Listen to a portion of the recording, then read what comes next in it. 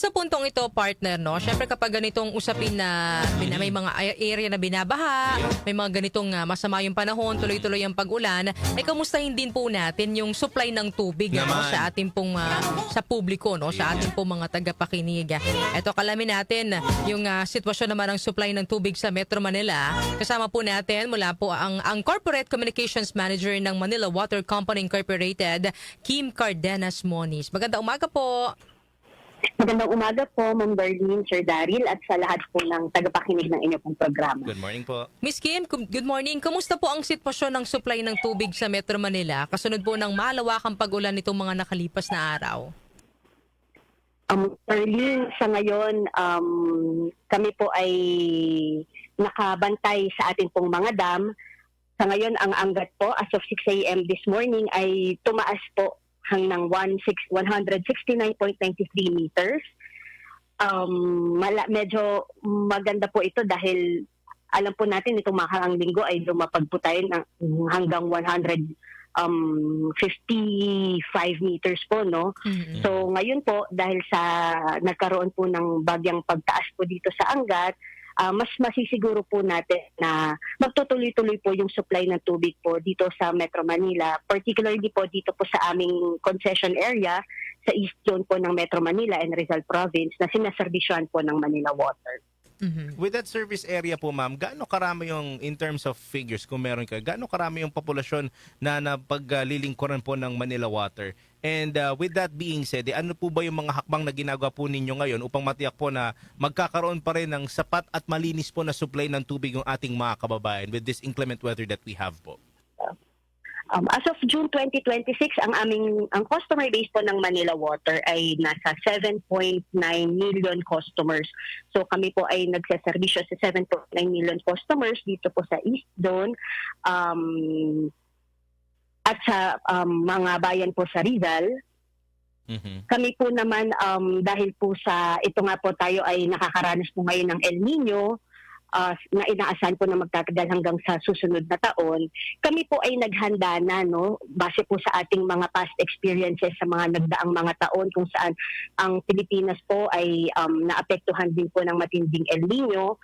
Base po doon, tayo po ay nagtayo na at naghanap ng mga alternative sources o iba pa pong mapagkukunan ng tubig para hindi po tayo maging highly reliant po sa Angat. So sa mga nagdaang taon, tayo po ay nakapagpatayo ng ilan na pong mga water treatment plant.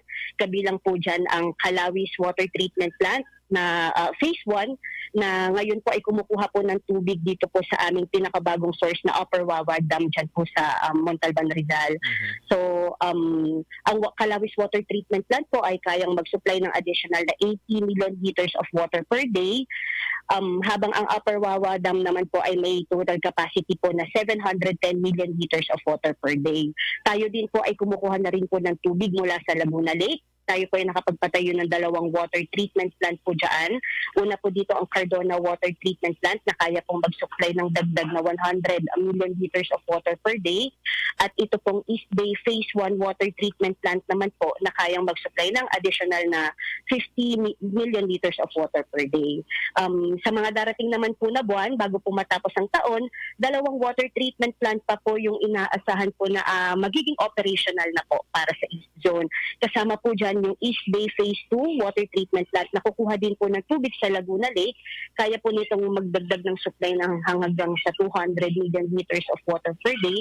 At dito naman po sa Antipolo, ang Kaysakat Water Treatment Plant na kukuha din po ng tubig sa Upper Wawa Dam na kaya pong mag-supply ng 220 million liters of water per day. So ito pong mga investments na ito ay ginawa po ng Manila Water para po matiyak na kahit po tayo ay mayroong malawakang El Nino na maaari nga pong magtagal hanggang sa susunod na taon ayon sa Pag-asa, ay magkakaroon po ng sapat na supply ng tubig para po sa aming mga customers. Mm-hmm. May posibilidad pa rin po ba, Ms. Kim, na magkaroon po ng mga water service interruptions or rotational service adjustments sa mga susunod na buwan, lalo't na banggit nyo nga po, tayo po ay nahaharap sa El Nino phenomenon, at ano po yung dapat asahan ng mga customer?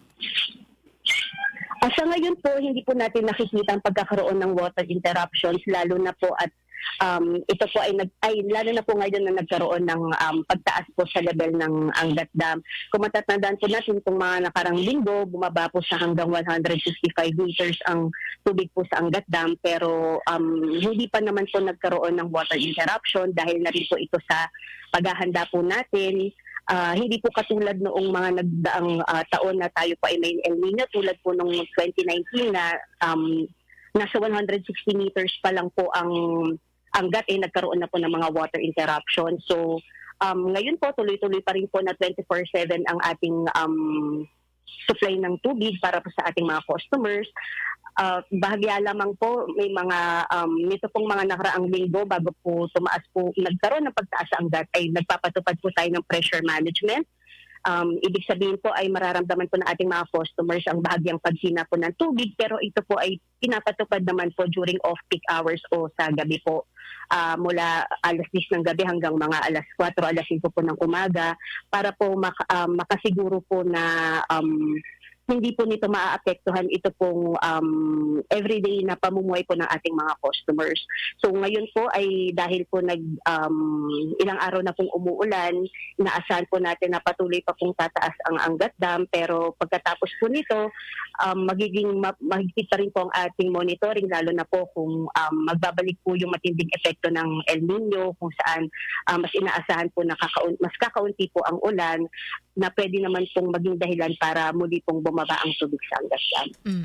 Ngayon naman po, Ms. Kim, bukod po sa nabanggit ninyo on your end, nag-implement kayo ng certain measures para matulungan po na makapagtipid tayo ng tubig, lalo na though we're expecting na tataas naman kahit paano yung level ng tubig sa mga dam. Para po sa mga kababayan po natin na nakikinig at nakatutok po ngayon, meron pa ba kayong masishare ng mga simpleng paraan ng pagtitipid po ng tubig para po makatulong sa pag-manage ng water supply ng ating bansa? Tama po, Sir Daryl. Kami po ay humihingi po ng suporta at kooperasyon po sa aming mga customers, no, sa tinatawag po namin na pagiging water wise o pagiging responsable po sa paggamit po ng tubig. So marami naman po tayong pwedeng gawin, no, simpleng mga bagay na pwede po natin gawin sa ating mga tahanan. Halimbawa po yung ating pong mga pinaghugasan o pinaglabahan po ng mga tubig, maaari pa po natin yung itabi para po gamitin natin panglinis ng bahay. Tulad po din ngayon na umuulan po, no? Pwede po natin itong i-take advantage, pwede po nating saluhin po itong rainwater kasi po pwede pa po natin ito gamitin din sa iba pa pong kumbaga household chores po sa ating bahay, tulad po ng paglilinis at saka po pagbuhos po ng kanilang mga kubeta, maaari po din natin gawin yan. Ngayon po, nasa era tayo ng mga tumbler, no? Lahat po ay parang meron tumbler, kahit mga bata sa eskwelahan gumagamit ng tumbler. So kung meron po tayong tirang tubig po dyan, wag po natin itapon, pwede po natin gamitin pandilig po yan, o kaya gawin po natin tubig na pang-inom naman po ng ating mga alaga po sa bahay. Syempre po, patayin po natin ng gripo pag hindi po natin ginagamit. Halimbawa po, habang naliligo o tayo po ay nagsisipilyo. At higit sa lahat po, regular po natin i-check ang mga tagas o leaks po sa ating bahay para po maiwasan po na lumobo ang ating bill. At the same time, ay maiwasan po natin na masayang po ang ating tubig. Ngayon naman, Ms. Kim, bago ka namin bitawan, maraming salamat sa pagpaunlak po sa amin ngayong umaga ng Monday. Saan po ba maaaring makakuha ng mga official at real-time updates sa mga customer po ng Manila Water? Kasi may mga iba na nagugulat na lang sila pagdating nila ng bahay, wala pala silang tubig, di ba? Kasi di nila nakita yung mga water service advisory. So saan po ba, Ms. Kim, maaaring makakuha po ng mga official at real-time updates sa mga customer ng Manila Water patungkol nga dito sa mga water service advisories, maintenance activities at iba pa pong mga mahalagang anunsyo? Para po sa aming mga customers ng Manila Water, pwede po kayo magpunta sa aming official Facebook page, Manila Water. Make sure po na nandyan po ang blue na check para makita po ninyo yung real-time updates at yung mga schedule po ng aming maintenance activities. Nasa X din po kami at meron po din po kaming website, manilawater.com. At ang aming pong customer service hotline na available po 24/7, pwede po kayong tumawag dyan, hotline 1627. Ayan, Ms. Kim, maraming salamat po sa pagbibigay po ng oras sa amin ngayong Monday morning. Ingat po kayo. Ingat po, ma'am. Maraming salamat po. Ayan mga kanyusik, nakasama po natin ang Corporate Communications Manager ng Manila Water Company Incorporated, Ms. Kim Cardenas Moniz. Yun. Oo, Tipid-tipid ng tubig, mga kanyusik, ha? O yung tip ni Miss Kim, 'di ba? Yung kapag naliligo, wag naman hayaan na talagang bumubuhos yung tubig. Nagsha-shampoo naman kayo, 'di ba? Patayin muna o kaya pa nagsisipilyo.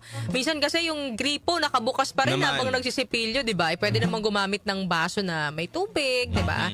Ay yung mga little ways, no, para tayo ay makatipid, gawin din po natin yung part natin. Saka yung mga tumbler.